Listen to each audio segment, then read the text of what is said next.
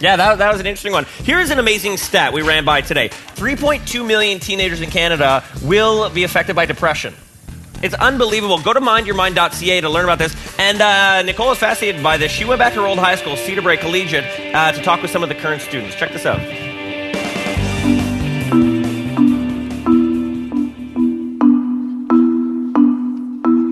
How do you define depression? Is there a sentence to define it? I don't think there's only like one word or like certain things you can say to define it, because each person goes through something that's unique to them. Sometimes the signs aren't even visible, and you have to really know someone to know what they're going through, you know? And then what do you do? Like, when you get to that point where you feel like you're going to break, what do you do? Who do you talk to? I think the first step in trying to solve the case is to get it out at all. Anyone who will listen, because in most cases, keeping it in is the worst thing you could do. You could fight in, like, one of your parents or your sister or your brother, or a really close friend if you have one. When a professional sees a lot of different types of people, it's harder for them to judge you, you know? So you can go in being confident, you know, I'm not going to be judged in this situation. If you don't want to go to, like, your friend, family, whoever, right, you can go to, like, organizations. They have that. What are signs that might show you that you've got to go? A big sign would be when you seek help from friends, but their help isn't enough because you're still feeling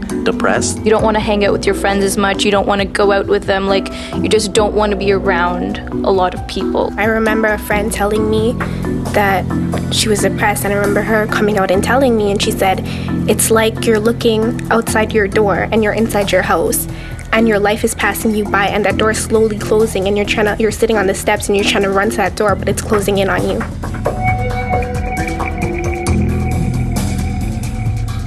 I think one of the major causes of depression are relationships. As youth, people think, oh, what do you have to worry about? All you have to do is go to school, do your homework, go back to school, sleep. So much. But you know what? There are millions of factors that affect us. Like, adults expect so much out of us. Like, do good in school, this and that. But you know what? It's not that easy.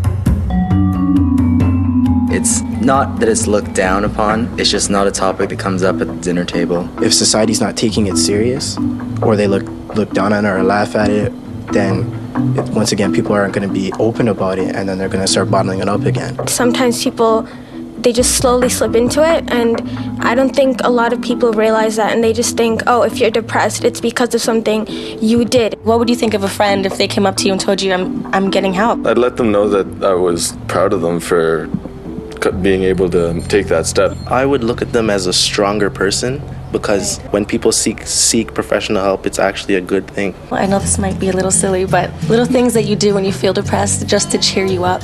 If I'm down, like, music could really help me get out of that, and like, I'll forget what I was mad about, like, after like 3 songs or say, and then I'm just going on about my day. I can relate to my music. There's so much music out there that you can just sit down and listen to and be like, damn, she's feeling the same thing I am. I wait until my little brother's snapping. Oh my God. And then go try him. Well, lots. He usually ends up covered in nail polish and eyeliner and That's lipstick. amazing. Yeah. I feel like I've been sitting in therapy. Now I'm just like, all right, I'm good to go. Okay, now the high fives. Wow. Go here.